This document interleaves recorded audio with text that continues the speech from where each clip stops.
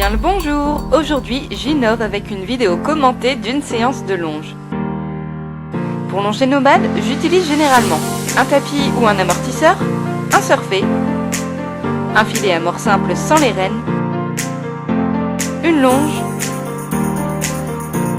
une chambrière car il est fainéant et un petit enrainement. J'ai pris pour habitude de longer nomade au moins une fois par semaine. Cela lui fait beaucoup de bien de travailler sans mon poids sur le dos et ça favorise à lui maintenir une belle ligne dorsale.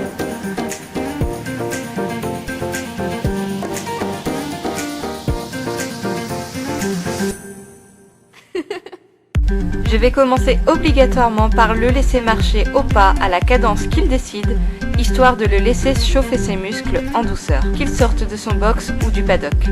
Et généralement, il me donne vraiment l'impression que je l'ennuie. Le démarrage est souvent dur avec un moteur essence comme celui-ci. Puis, je vais lui demander de marquer un peu plus son pas pour le préparer à passer à l'allure supérieure et réveiller un peu l'athlète qui sommeille en lui.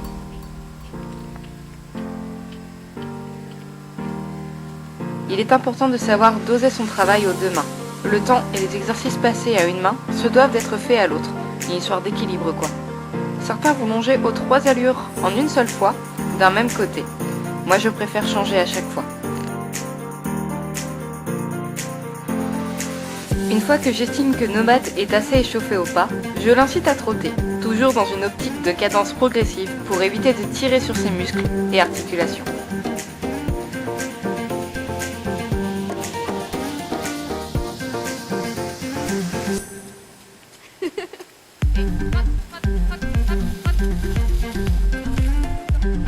On va ensuite pouvoir commencer à inclure des exercices comme rétrécir et ou agrandir le cercle, mais également des variations inter- et ou intra-allures. Il y a un exercice que j'aime beaucoup travailler avec lui, c'est de rassembler son trot le plus possible avant de lui demander de l'allonger.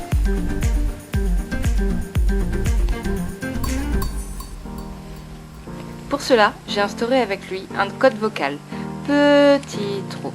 Petit trot, avec la gestuelle d'un va-et-vient vers le bas avec ma chambrière, tout en me grandissant. Généralement, ça marche plutôt bien, à moi de doser l'impulsion pour qu'il ne cale pas au pas.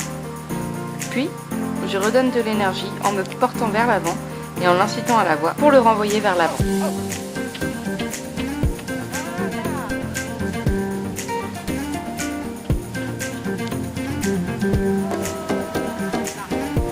Je vais ensuite passer à l'étape des transitions trop-pas, puis pas trop, plus ou moins espacées.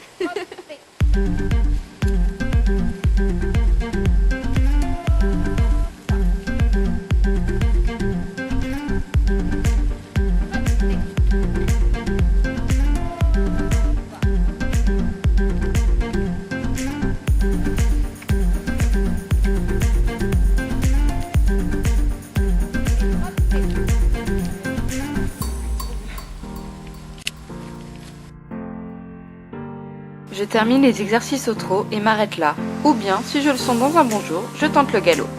Mais c'est l'allure qui nous pose le plus de difficultés, tant dans ces départs qui ne sont pas toujours corrects ni réalisés à l'instant T où je le demande, mais également car il ne s'équilibre pas correctement, car nous cherchons encore la cadence qui lui correspond le mieux.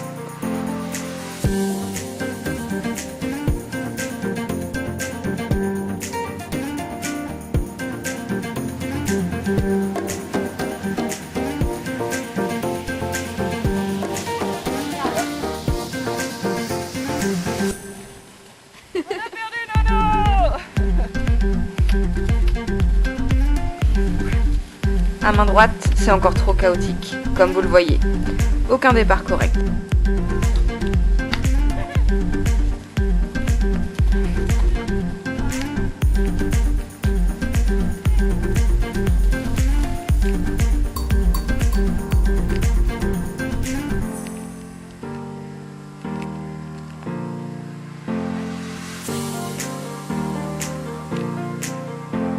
Cette fois-ci, j'ai abandonné. J'ai décidé de repasser au trot, le laisser se rééquilibrer et retrouver une cadence régulière pour enfin redemander un départ au galop.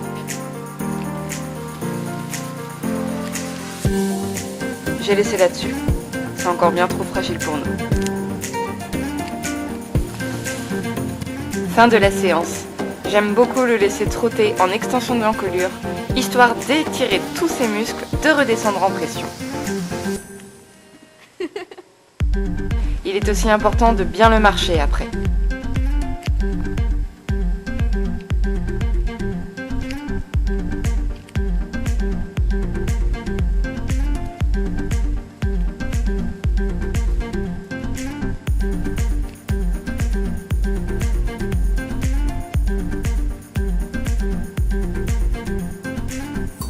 Et puis surtout, on n'oublie pas la récompense.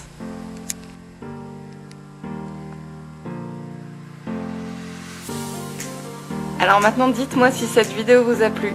Personnellement j'ai passé pas mal de temps mais j'ai vraiment aimé la monter pour vous. Je vous fais de très gros bisous. Encore une fois passez de très bonnes fêtes de fin d'année. À très bientôt.